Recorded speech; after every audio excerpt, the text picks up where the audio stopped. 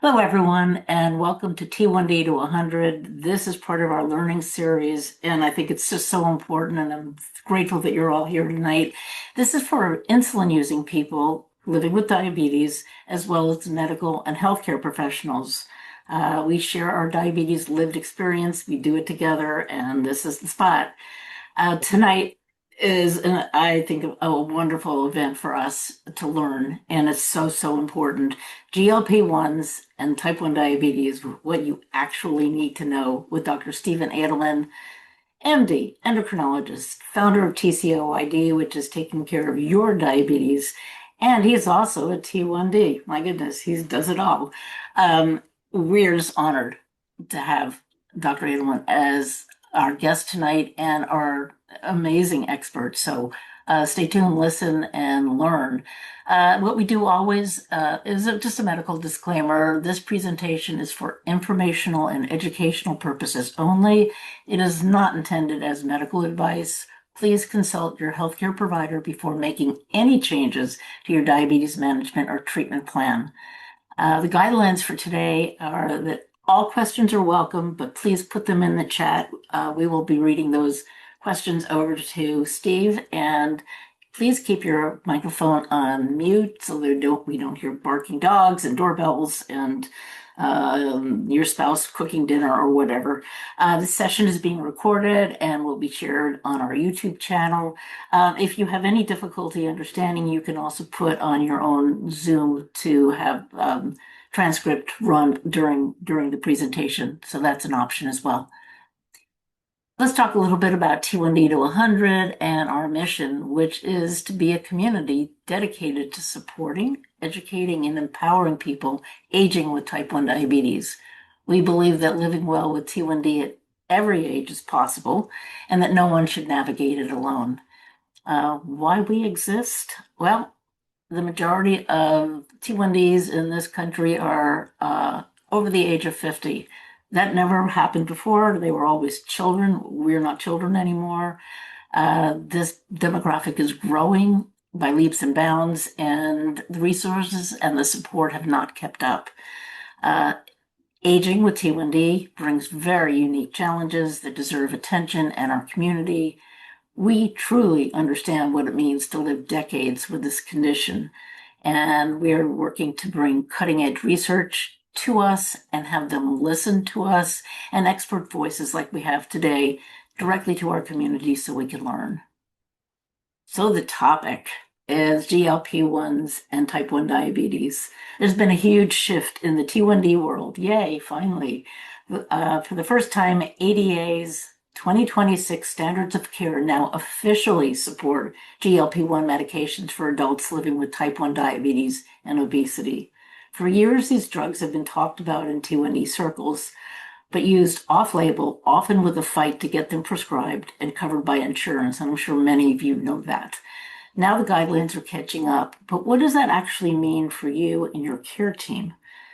We'll talk tonight about how GLP-1s may fit into your care plan for weight, insulin resistance, heart, kidney, and I was talking to Steve about every other body part that seems to be brought into an improvement with GLP-1s. What are the real risks and open questions, and what this new ADA guidance does and doesn't change, and how to have a smart conversation with your own healthcare team. I had to work really hard to have a small bio for Dr. Steve Edelman. Usually the bios are very, very long. So this is in a nutshell and honestly barely touches the surface. He's a professor of medicine at the Division of Endocrinology and Metabolism at the University of California, San Diego. By the way, it's beautiful down there.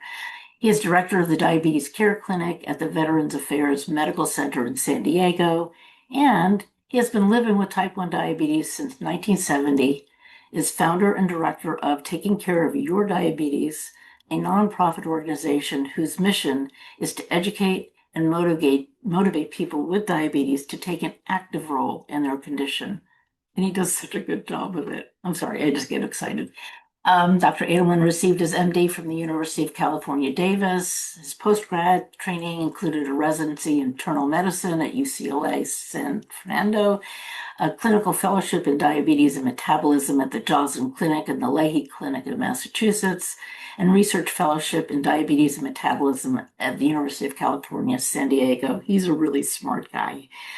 His honors, this is just barely scratching the surface, include the Distinguished Alumnus Award for the University of California, Davis School of Medicine, the Chief Residence Teacher of the Year Award from the University of California, San Diego, and the American Diabetes Association Outstanding Educator in Diabetes Award. So thank you all for joining us today. I'm going to try again to stop share. There we go. And I am going to turn this over to Dr. Stephen Edelman. I am beyond thrilled that we have this event tonight and that you're all joining us to learn, ask your questions, come away with knowing something, and take this to your healthcare providers and community. Thank you, Steve. Welcome. Thanks for inviting me. Thank you for that intro. And this is one group that does not need to be motivated, maybe educated a little bit in an area that you don't live and breathe every day like I do.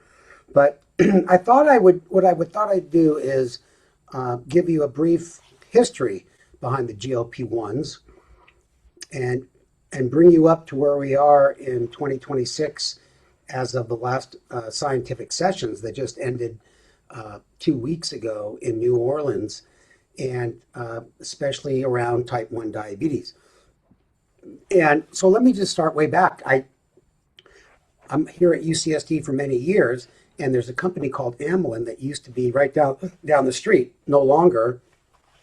They had the first GLP-1 called Byetta, and you took it twice a day. And at the time, it got approved in 2005 for improving glucose in patients with type 2 diabetes.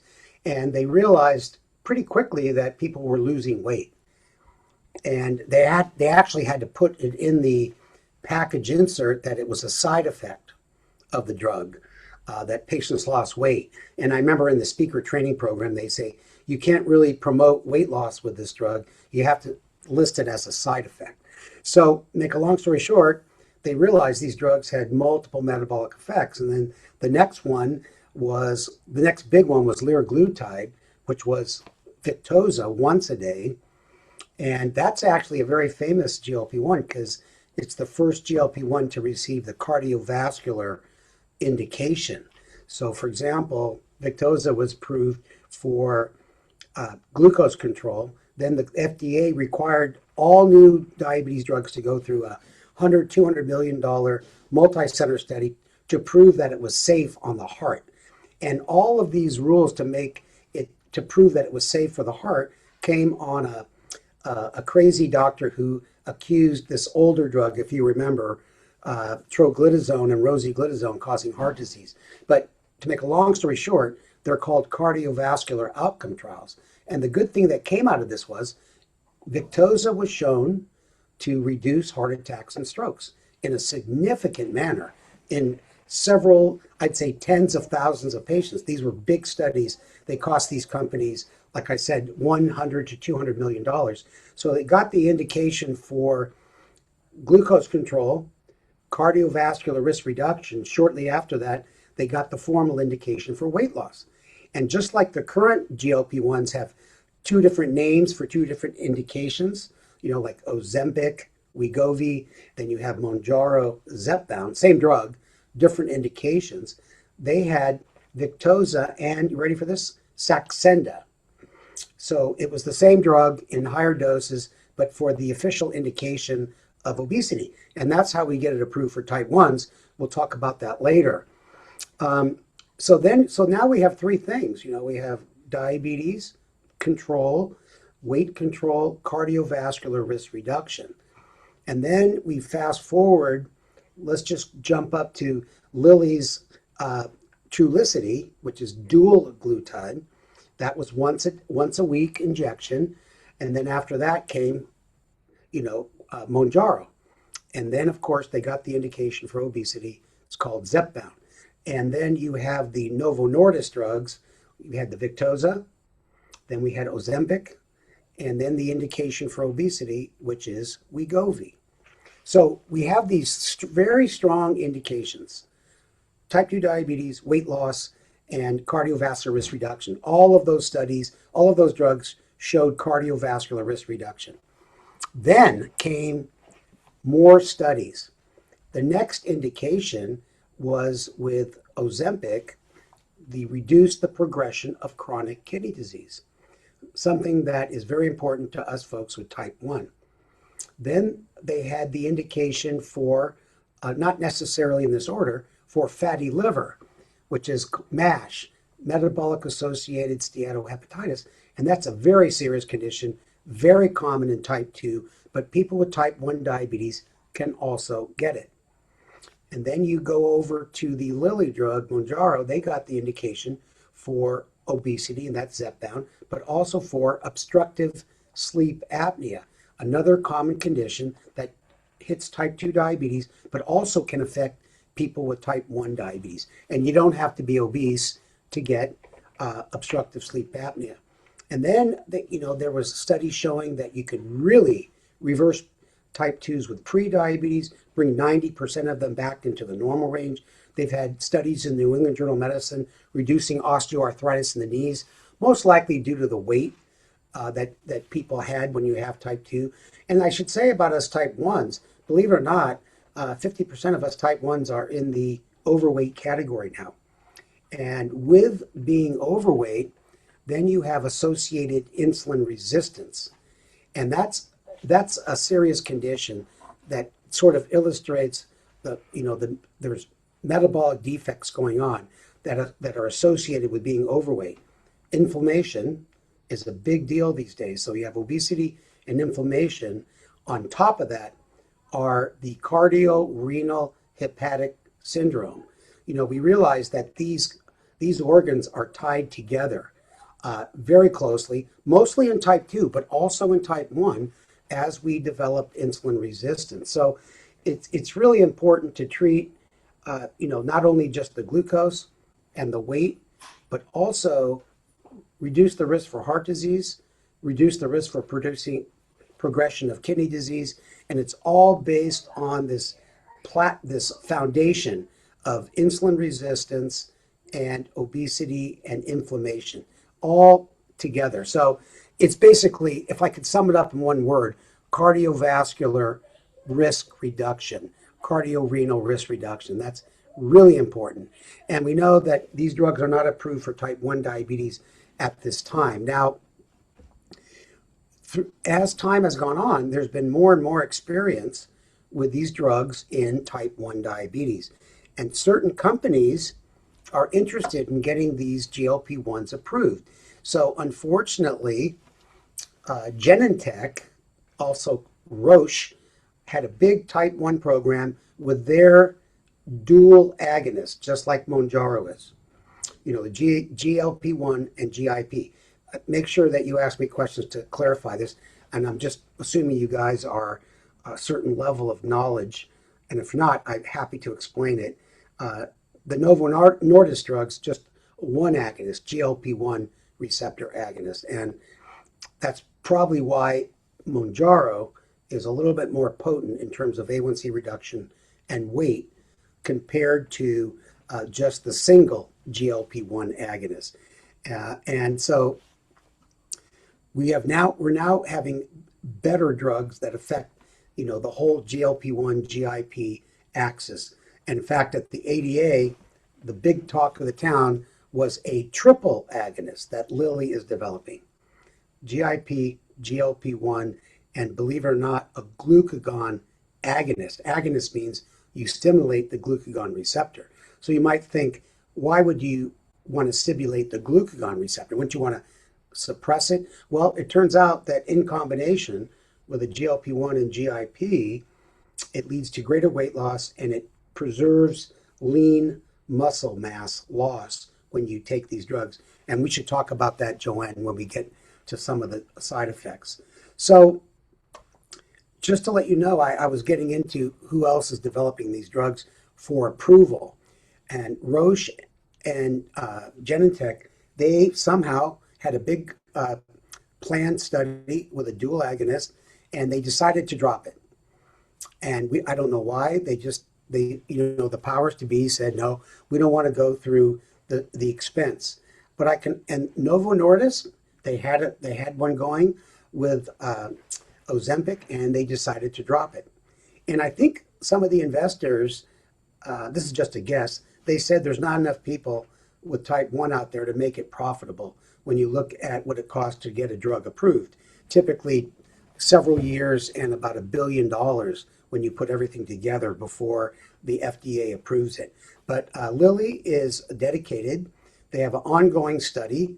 I was telling Joanne, I'm on the External Data Safety Monitoring Board for this big study of 1,000 type 1s put on Mounjaro versus placebo.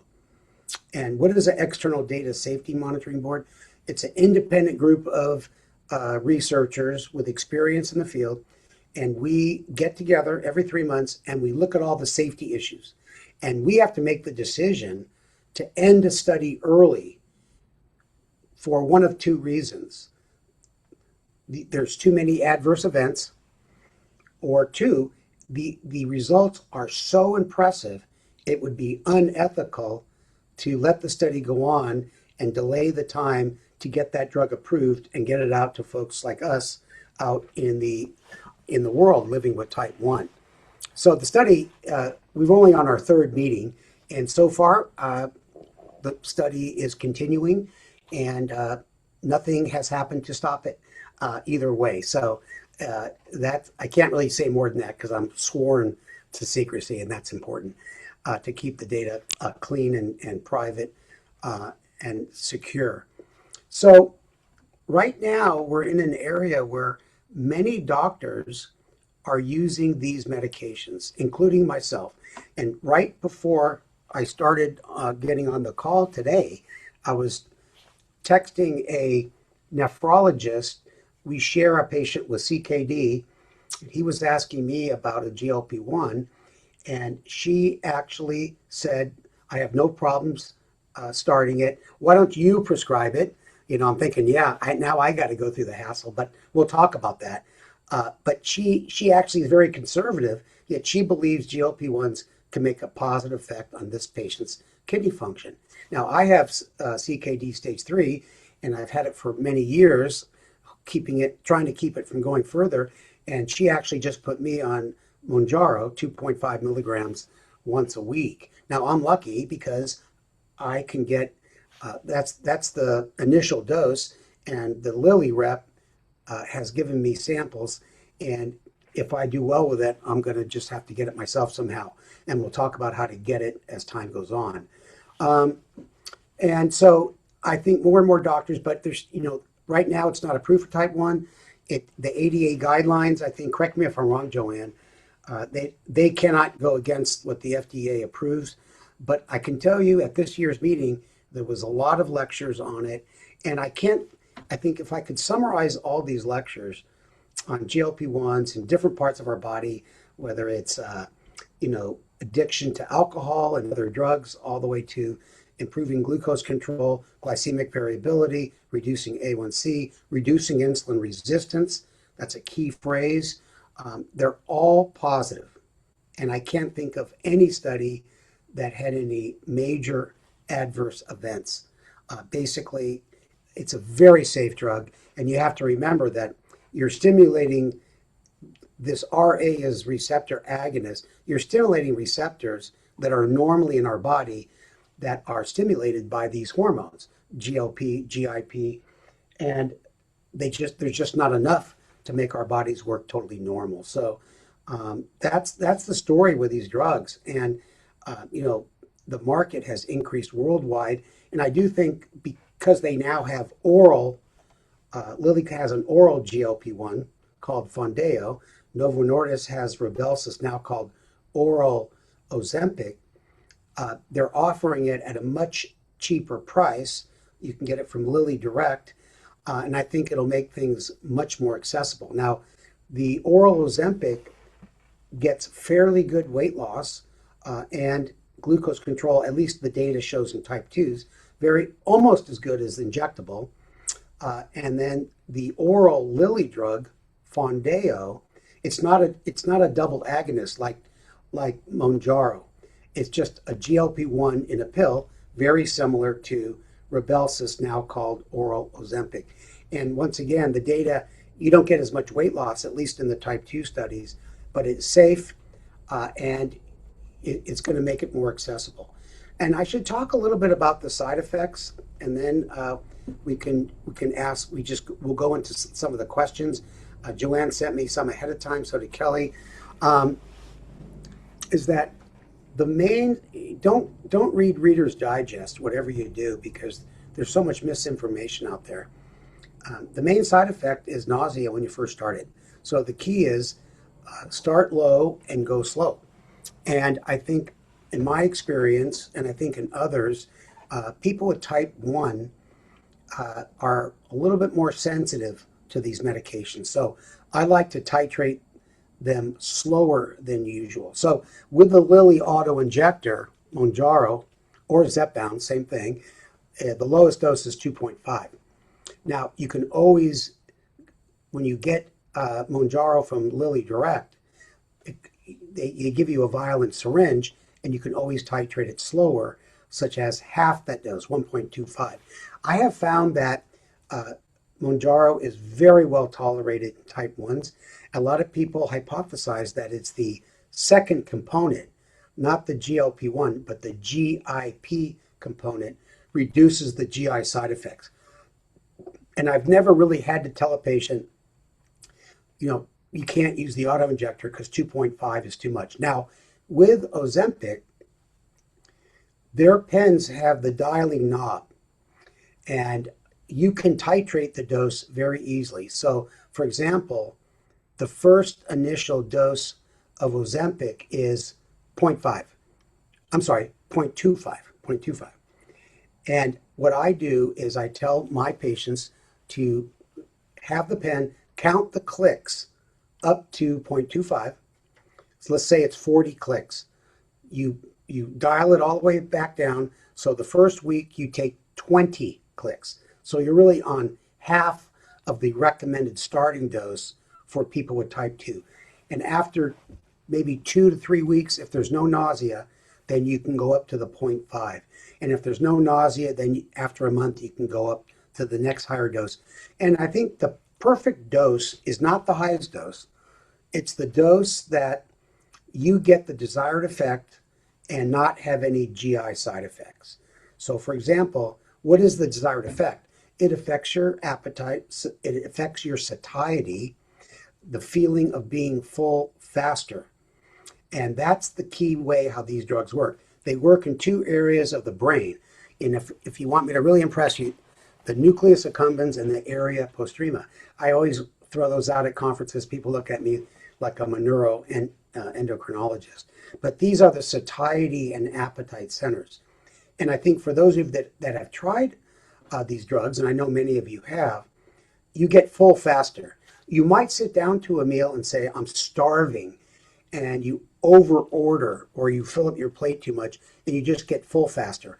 And you don't have to do any psychological training or say to yourself, stop eating when you're full. That's the beauty of these drugs. It reduces the food noise.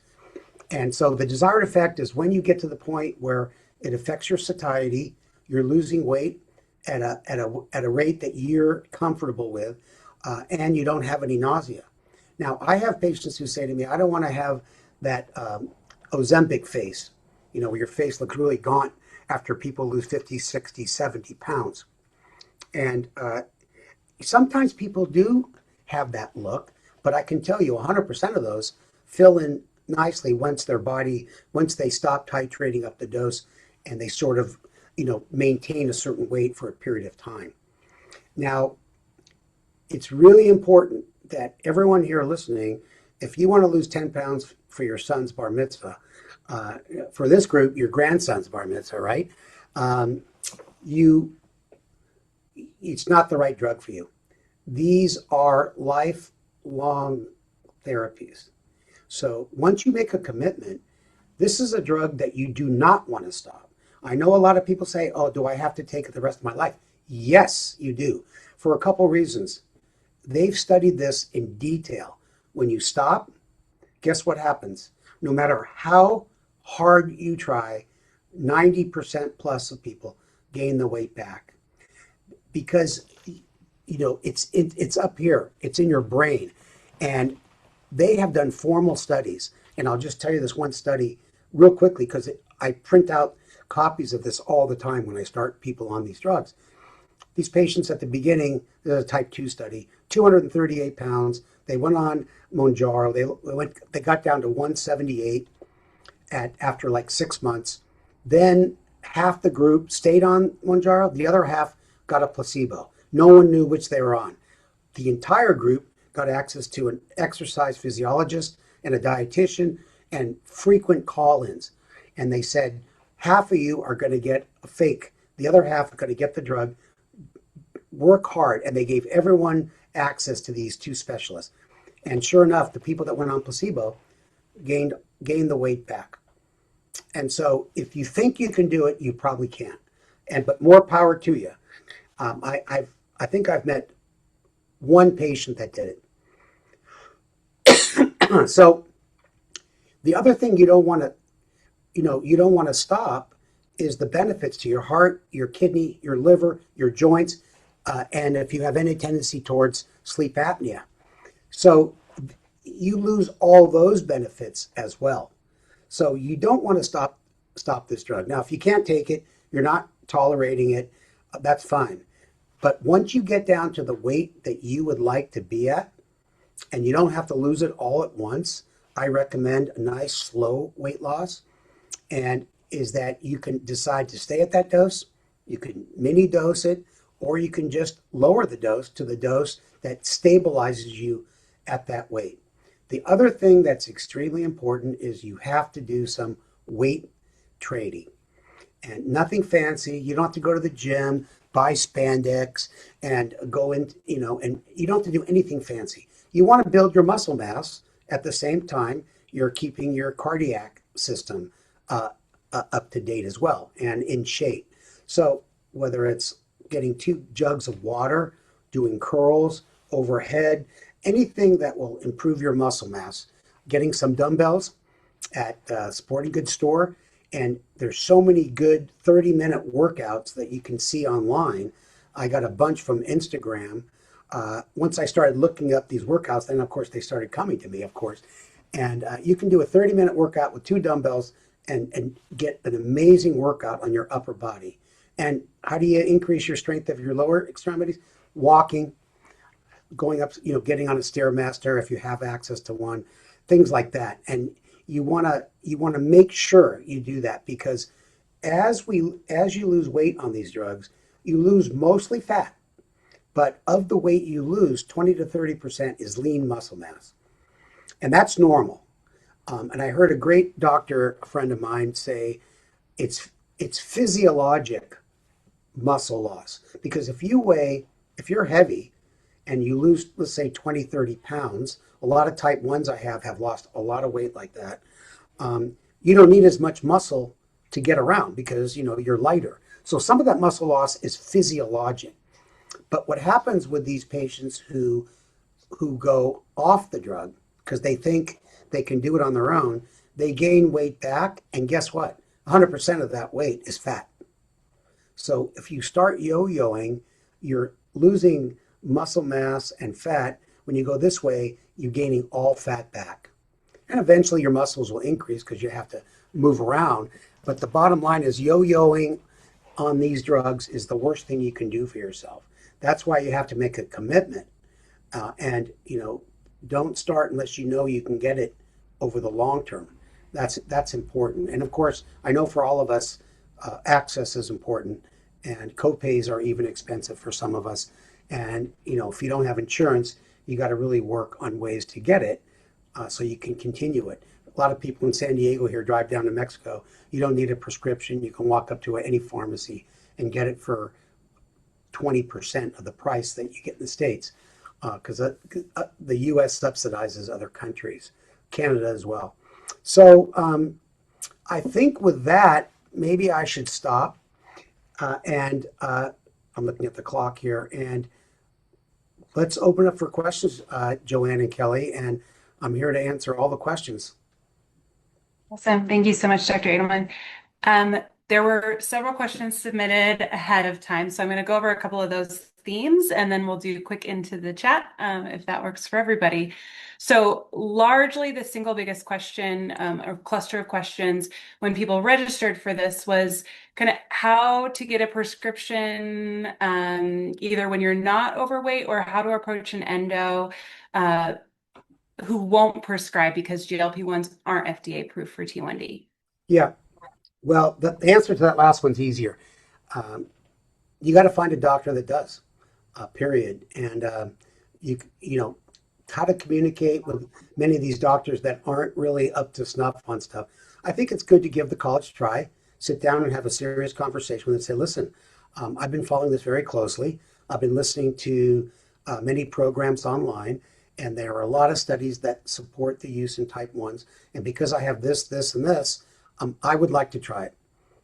And if you don't feel comfortable, I appreciate that, but maybe you can refer me to a physician that is a little more comfortable prescribing these drugs. You know, so try not to piss them off, whatever you do. And you know, like I said, some of you may not be able to do that. And then there are other things you can do, such as go, I don't want to call it the black market, but a lot of nurse practitioners are out there have clinics where they sell these drugs at a certain price, and you can have access to any one you want. And I have been shocked, patients even getting that triple agonist that's not even available yet. It's not even approved by the FDA yet. I don't know how they get it, but so that's, I think you got to have that conversation. But let's just say you have a doctor that will listen. There's several ways you can get this drug approved. Now, let's just say your BMI is over 25, and every person with diabetes does have risk factors, you know, and, you know, you have diabetes. That's a risk factor in and of itself. If you have high blood pressure, cholesterol, and it's important to mention that you have a strong family history of heart disease. You know, I don't know if you can see me winking here, but if you do or you don't, that's something that you could say be part of the medical records. Got to play the game that the insurance company claims. But basically, having diabetes gives you the risk factors you need.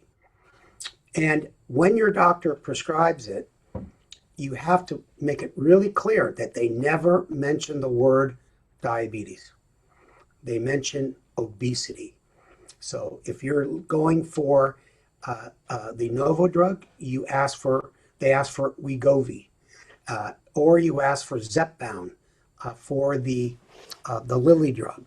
And not a bad option is to ask for the Victoza higher dose, which is Saxenda, because it's a shot once a day. It works great, and I would predict that most type 1s do not need the maximum dose of the Novo or the Lilly product.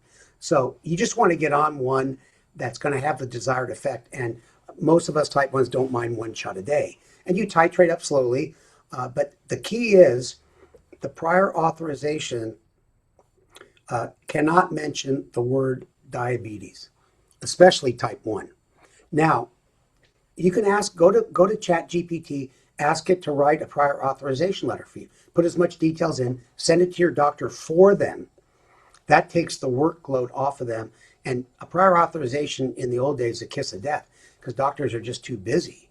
So if you can write the letter for them, that would be great. And then put all your information in there about, you know, you've tried every other weight loss program, you know, Nutrisystems, Weight Watchers, blah, blah, blah, blah. And you have been unsuccessful. Now, another way to get it is what I've done, and Dr. Pettis, my partner, you know, because when you type 1 diabetes are shown to have insulin resistance. So if you write that the patient has double diabetes, has insulin resistance, and with metabolic syndrome, and you could really go to, I've used chat to write. I used to do it by myself, my own, and chat does a way better job when I now know how to direct it. So having insulin resistance So a lot of my patients have type 2 diabetes now, in addition to type 1. And that's not so much of a stretch, especially since we know now that people with type 1 have insulin resistance. And it leads to, in the letter, I could be happy to get a letter, send it to Joanne, she can post it. Insulin, along with insulin resistance comes cardiovascular risk. And so you can really get into the details. I had Chat write in fact, no, this is the one that I did. I looked up a lot of information. I dictated it into the UCSD medical records, and there's someone that dictates my notes. So it was a full page detailed note about why this patient now has insulin resistance and type 2 diabetes, and got it approved. Now, I got Zepbound approved for Jeremy because he has obstructive sleep apnea. So he's on, I don't think this is breaking any HIPAA rules, but screw him, he's not here. No, he'd laugh. He does have sleep apnea, and he had a sleep apnea test. I got it for 2 patients that proved they had sleep apnea. And in the prior authorization, I never mentioned the word diabetes, although they still would have approved it probably. But it is officially approved for patients with sleep apnea, with or without type 2 diabetes. They had to have sleep apnea and obesity. And to have a BMI over 25 or being overweight with 2 risk factors is not that hard. So if you have an indication, official indication, like kidney disease, CKD, chronic kidney disease, or even if you have fatty liver, your doctor can use that in the prior authorization. And I think that raises your chances for being approved. And what else? Yeah, please. Oh, sorry. No, the next one there, you've answered so many in your other answers, which is fantastic. So, another one that came up a lot was just the side effects, particularly for an older adult audience, and kind of what to be aware of. Yeah, that's a good question. I think I think maybe say it stronger is that I think with any drug in us elderly folks, start low and go slow. So I like the idea of, that's one of the reasons I kind of like the Ozempic and the Victoza pens, because you can titrate really slowly. I do think that we are more susceptible to nausea than maybe younger folks. And I also think just having type 1 makes us more susceptible to the doses they chose for people with type 2. So I would start off with the lowest dose possible, never go up to the next dose if you're still getting some queasiness and nausea. And when I think of the other side effects, and I would say on a much lower level, that sometimes people get diarrhea, some people get constipation. And it's so weird because when you look at the list of adverse events in the clinical trials, it goes down, nausea, vomiting, constipation, diarrhea. How do you have constipation, diarrhea at the same time? But so it affects people's guts differently. And since our guts are older, I'm not a GI specialist, I do think we would probably be more susceptible to GI side effects. But I can tell all of you folks, I've used it in people in our age category. I can't think of any specific problems, but I do say start low and go slow. And once again, the Lilly auto injectors are awesome, but if starting at 2.5 causes GI side effects, typically 2 to 3 days after you inject a dose, then you could consider getting it from Lilly direct. And there's also ways you can, if let's say you get it approved, there's ways online to draw it out of a pen, and then you figure out the concentration difference. I don't want to spare you now because I can't remember the details, but I have a patient that he got he paid cash for the 15 milligram Mounjaro, and he only uses 5, and he's able to suck out what he needs, and so he uses it on a much cheaper way by getting the higher dose pen, which is the same price as the 10, things like that. So there's ways to get out the Mounjaro out of a pen to give it slower. But once again, I haven't had anybody do that because of GI side effects. I play around with that, Steve. on Mounjaro because 5 wasn't enough. The 7.5 was too much. And I just hacked it and combined the dose and then pulled them into a sterile vial and took half and half because it wasn't what I needed and I needed what I needed. I'm going to try to throw out a poll. I've not done this, but I'm just curious on this call. I won't know who you are, but are you on a GLP-1 or not? Just we have 43 people, 42 people. Let's see if this works. And I think you should be seeing this now. There it goes. Yeah. And you can keep talking, Steve. Yeah. Okay. Yeah. So Kelly, please. gastroparesis was another word that came up quite a lot, and then we'll move on from GI. Yeah.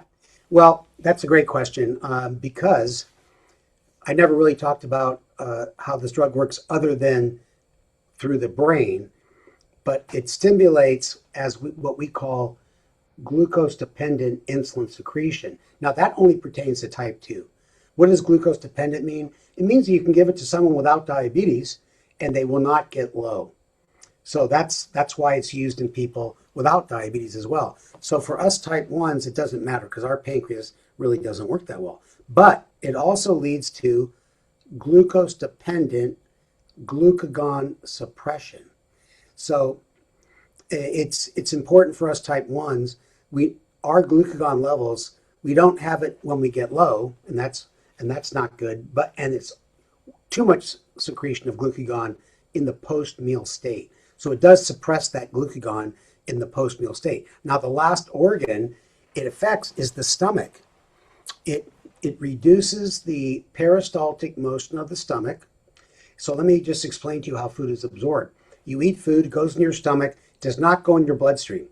It's only when your stomach is propelled with the muscles of the stomach, it propels all those nutrients that are being digested into the small intestine. In the small intestine, it's absorbed. And that's when your blood sugars go up. So if you have gastroparesis and your motility of your stomach is really slow due to having type 1 over 10 years with a little bit of neuropathy, you notice that your blood sugar right after eating is not that bad. And you're bragging to your buddy, look at my blood sugar. And then an hour and a half later, you start shooting up.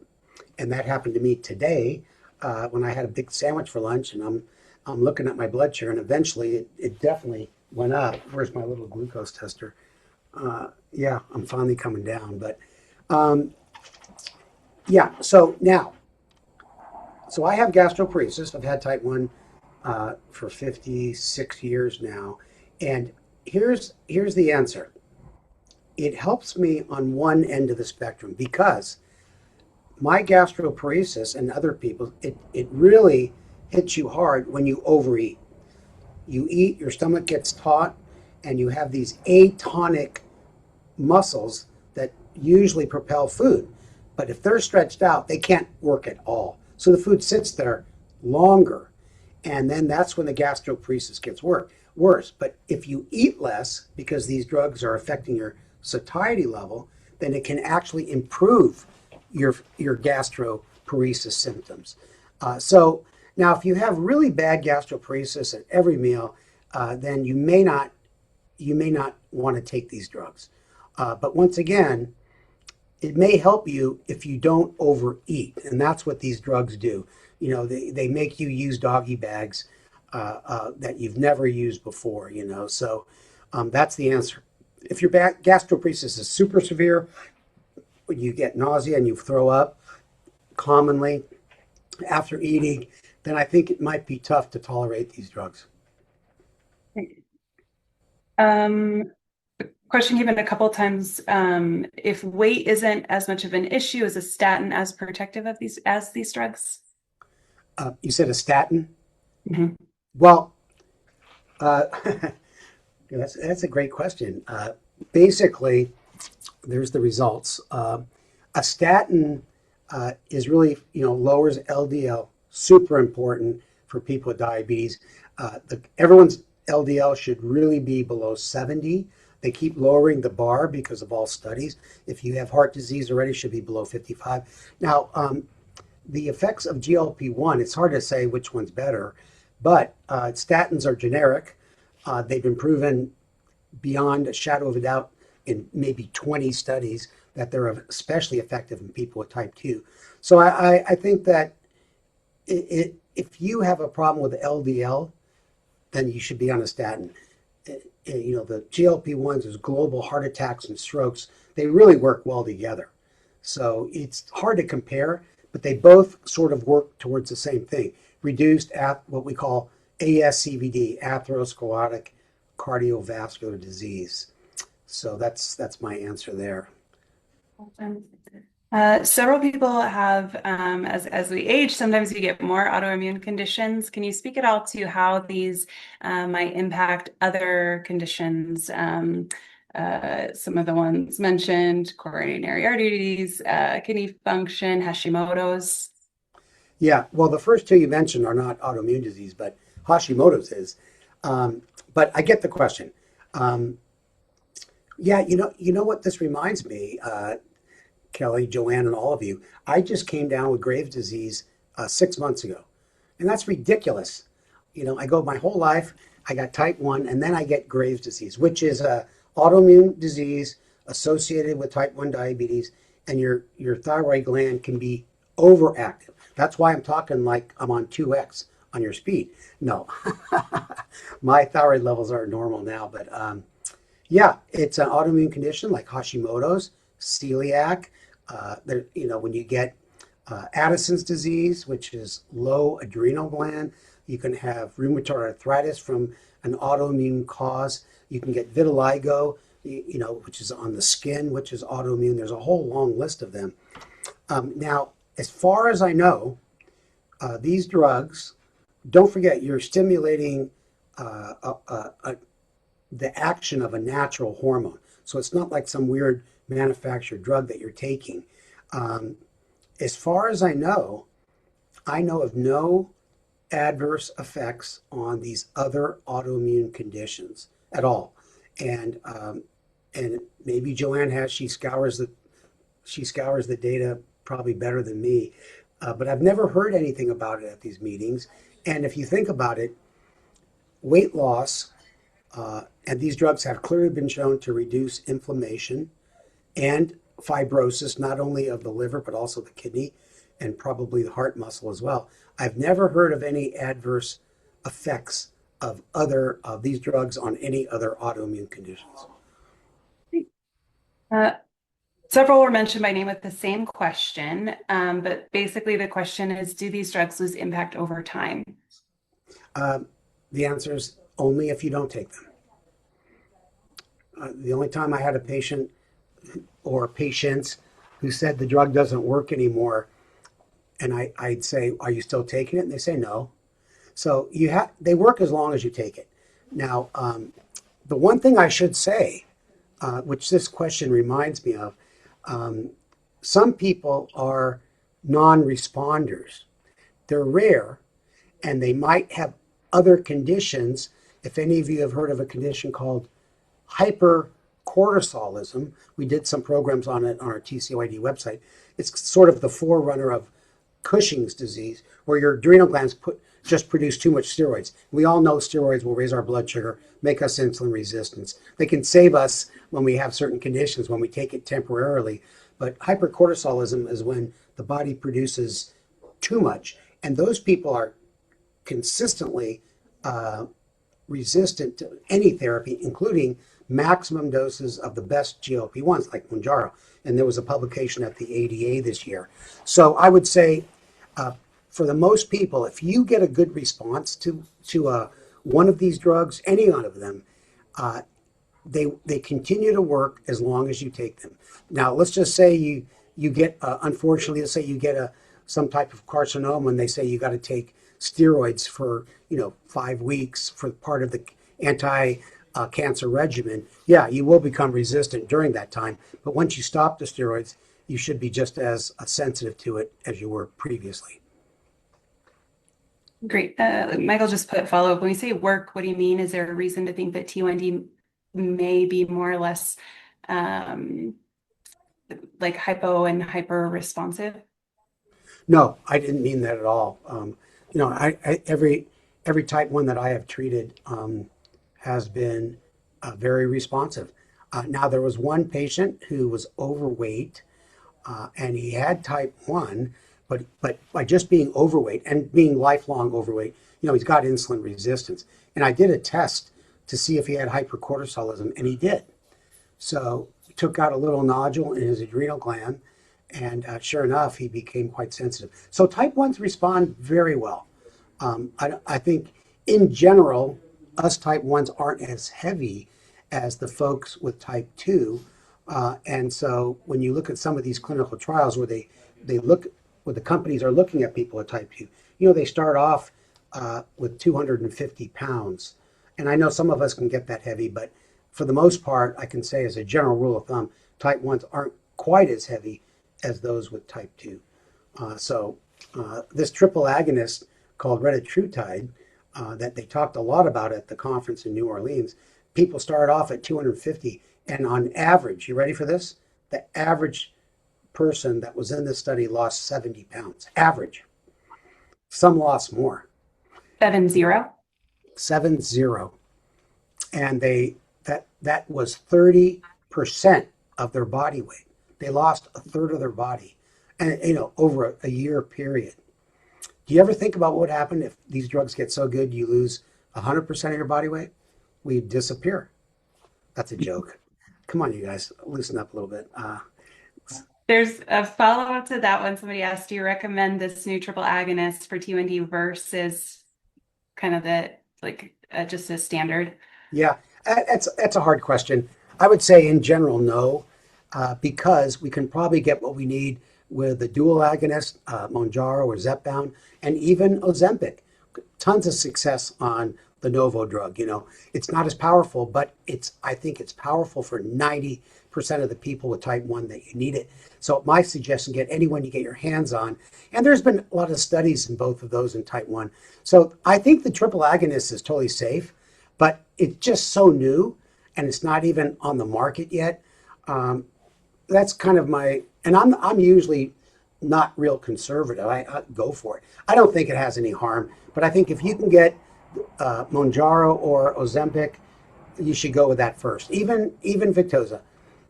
And drug companies are more likely to approve Victoza over the more expensive ones. I'm curious. I've read a couple of studies about half-life of the injectable drug, and is there any benefit to taking half a dose and then twice a week, or does it all even out? Well, I think once a week is perfectly fine, Joanne. But let's just say you got nauseated on 2.5 of Mounjaro, correct? Yeah, at 5. Yeah. Yeah. So we know that the peak nausea occurs like on day 2, day 1 to day 3. So if you took half the dose twice a week, you would avoid that peak and maybe make it more tolerable.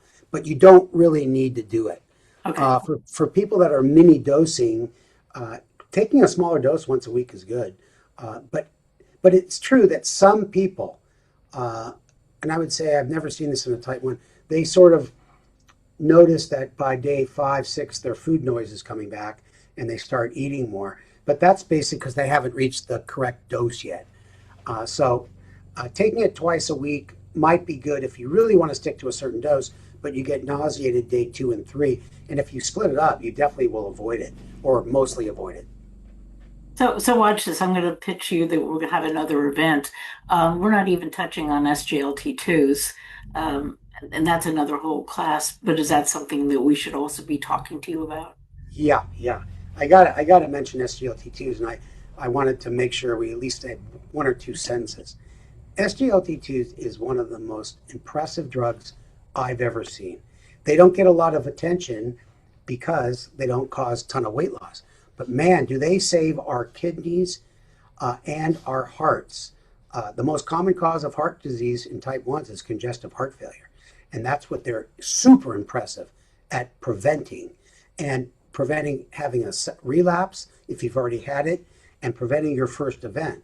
And there's nothing better that prevents the UACR, the urine albumin to creatinine ratio, from getting worse and actually improve it than SGLT2 inhibitors. The reason why the FDA is got stuck in the mud. They won't approve it because it can give a slightly higher risk of ketoacidosis. But come on, let's look at the risk-benefit ratio. All you have, you need to educate people to look out for it. I've never had a patient with it due to the drug, so it's kind of an overrated contraindication in my book. Not other people would argue with me, but these drugs are miracle drugs, and I can just tell you, every single type 1 I've prescribed it for, the minute I see their kidney function going the wrong direction, not before it gets really bad, the minute the trend looks like it's going towards abnormal, I start an SGLT2, and I haven't had one that got turned down from a drug company because they're cheap, and companies know how much money they'll save if they can prevent renal disease and heart disease. It's not going to do much for your blood sugar. It's not going to do much for your weight. That's not what it's there for. The original studies did show that. But I can tell you, if any of you have a UACR that's above normal or growing that way, or had congestive heart failure, or had a low cardiac output, or your doctor said you're at risk for congestive heart failure, this is the drug to be on. And maybe you should do another poll before we say goodbye. But I'm happy to come back. That's the basic message right there. Amazing. Okay, and then $1 million question comes up a lot. When, from where you're sitting here, when will we see any or all of these drugs formally indicated for T1D as opposed to off-label? Well, I'm hoping that Mounjaro gets approved at probably the end of 2027, because it takes time for them to finish the studies. By the way, the study's totally enrolled, so they have to go. It's a 6-month study.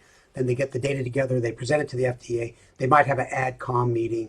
So I'm trying to be realistic about it. So I'd say probably the third or fourth quarter of next year. And SGLT2s, they're on the verge of being approved. And I think it's possible. There's 2 studies going on now looking at the safety of them in type 1s. And of course, with the advent of continuous ketone monitoring, it'd be nice if the FDA could say, we'll approve it, but your patient has to be on a continuous ketone monitor, and we're still waiting for Abbott to get that approved.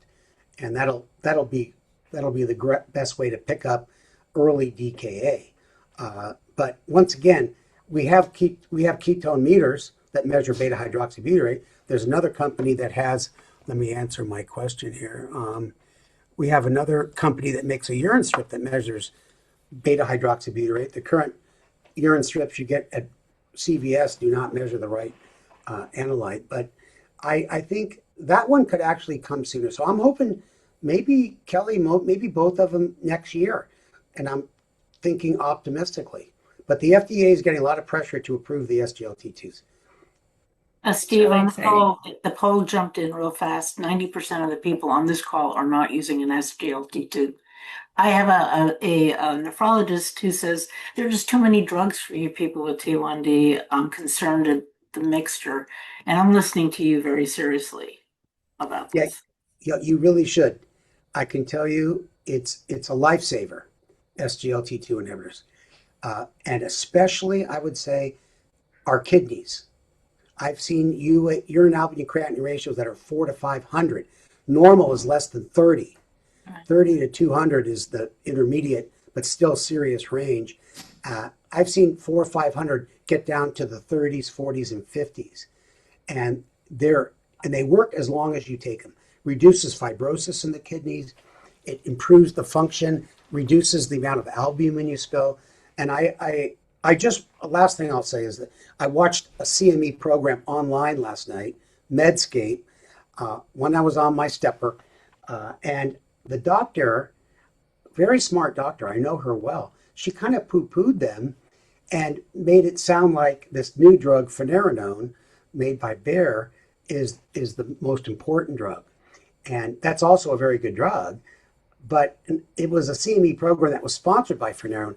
I just said, hey, you came across bias, my friend, and I feel bad that you may have scared practitioners from using SGLT2s, because she really downplayed the benefits. And she wrote me back. She said, you're right. I listened to it again, and It was a disservice. But for all of you out there, if you have chronic kidney disease, you should be on an SGLT2 inhibitor unless there's some major contraindication. And you owe me for that advice.